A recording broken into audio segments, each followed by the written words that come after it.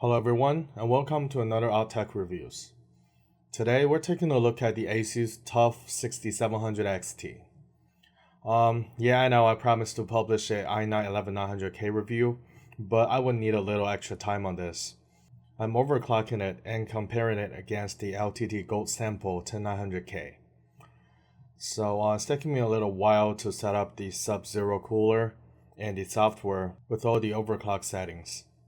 So today instead, we will do a 6700 XT review, but with the 11900K CPU. So at least it will give you an idea of how a 11900K will perform in gaming. Disclaimer here, before you look at all the data, the RTX 3060 and the 3080 score in this review is tested with the 11700 non-K version instead of the 11900K. So you should not compare the score directly. But this is not the point of this review anyways. There are enough good reviews of 6700 XT online, and if you just want to know how this card performs, go check those reviews. The point of my review today is, however, should you pay almost double the money to get a so-called premium 6700 XT? So I was trying to search for other TUF 6700 XT reviews online, however there's none. So this is very strange considering the TUF is actually a pretty popular card. But anyways, here comes the first review. First impression of the card. It's huge. So here are a few things for comparison. So this is a box of the Founders Edition 3070.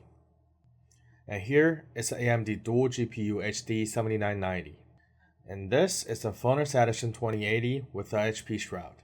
And this is the NVIDIA Founders Edition. Well, there's only a Founders Edition for Tesla, I guess. But this is a Tesla P4. So these are two of the future Xeon CPUs that haven't been released, and I cannot say too much about. But this is literally the largest CPU on the market right now. Or maybe not on the market. And finally, it's a Kaby Lake 7700K, which is the representative of a normal desktop chip. So you get the idea. It is ridiculously bulky for a mid-end GPU. Let's take a closer look at it. So, it has the same TUF shroud that Asus put on all other TUF models. The aluminum shroud feels solid, and the only RGB available is the small TUF logo on the very right of the card next to the dual 8-pin connectors. On the back of the card is a regular TUF backplate. The capacitors on the back of the GPU actually looks pretty nice. So this card is very well built for a mid-range GPU with 479 MSRP. The only problem is, it doesn't cost 479. Instead, it costs 799, which put it in the same market segment as the Strix RTX 3070. Or maybe some low-end Gigabyte 3080s. Now let's run some benchmarks and see how it goes. Again, these are not being tested with the same CPU, so please don't use it to compare their relative performance. So firstly, 3D Mark Time Spy. It is getting pretty solid performance here. It is about 25% faster than a 3060, while being about 40% slower than a 3080.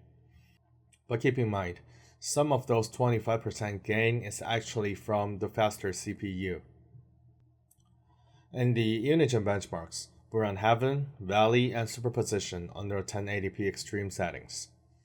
So in Unigine Heaven, it is about 50% faster than a 3060, and less than half of the performance compared to 3080. In Unigine Valley, the 6700 XT has an even bigger lead over the 3060, and it's only about 30% slower than a 3080. In Superposition, things change a little bit. The 6700 XT is only 30% faster this time, while only getting about 60% performance of the 3080. In actual games, we run Dirt 5, Horizon Zero Dawn, Shadow of the Tomb Raider, and Hitman 2. The 6700 XT runs surprisingly good in Hitman 2 under 1080p max settings. It is almost as fast as a 3080 and 50% faster than a 3060. In Horizon, it is only slightly faster than a 3060, while much slower than a 3080.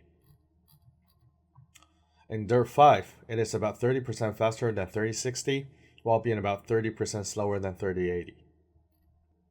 In Shadow of the Tomb Raider, it almost doubles the FPS of 3060, and being only slightly slower than a 3080. In a compute benchmark, however, Nvidia is having a lead. It is slower even than a 3060 in both Vulkan and OpenCL, and it only has less than half of the performance of a 3080. So this score looks pretty good for a card that costs $479. But being a $799 card, what are you getting for the extra $320? A better cooler? For sure. If you take a look at the temp here, it is running even cooler than a Strix. But disclaimer here, all other 6700 XT scores are from the review of Tech Power Up. They did not specify their testing conditions, but it shouldn't make too much of a difference unless it's under extreme conditions, which I doubt Tech Power Up will do. Yes, the TUF has a great cooler, we already know that. Other TUF models has all been praised for their excellent temperature. Now what about overclocking? So after some tests, we're able to get it to 2815 MHz core and 2150 MHz memory. That is about 200 MHz higher than what a reference card can get. And it's very close to Tech Power Up's 6700 XT Strix result. So with the overclocking, here is the increase we get. We're getting about 6% increase in both Unigine Valley and Heaven. Again, in my opinion, there's no real point of overclocking video cards nowadays. At least not for gaming purposes. If it can't run a game smoothly, then it wouldn't be run a game smoothly even if you overclock it. If it runs a game at 100 FPS, then overclocking it and making 110 FPS won't give you too much of a noticeable difference. It is really more for fun and benchmarking. If you're spending more money on expensive models for better cooling and better RGB, go ahead. But if you're spending the money solely to expect better overclocking, then I would say just save a little more money and just go one SKU up. So even if you overclock the hell out of a 3060, it is still not going to be as fast as a 3060 Ti.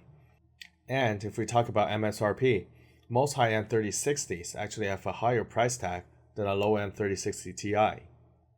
So just go with the Ti if all you care is the performance. So the TUF 6700 XT is definitely one of the best 6700 XTs available on the market. But for $320 more, should you buy it? I'm not sure. Yeah, I know. RTX 3060, 3070, and 3080s are all being sold way over Nvidia's suggested MSRP. But again, it will be pointless to discuss the value of a card based on their inflated price right now. I mean, nothing is worth buying at the price of what they're being sold on eBay. But just assume the 479 reference 6700 XT actually exists. I would say it will still probably be a better choice just to buy the reference model and save your $320. If you really want to spend the extra money, just get a Strix 3070 when the supply becomes stable. That's it for today's review. If you liked the video, please hit the like button and subscribe. Thanks for watching.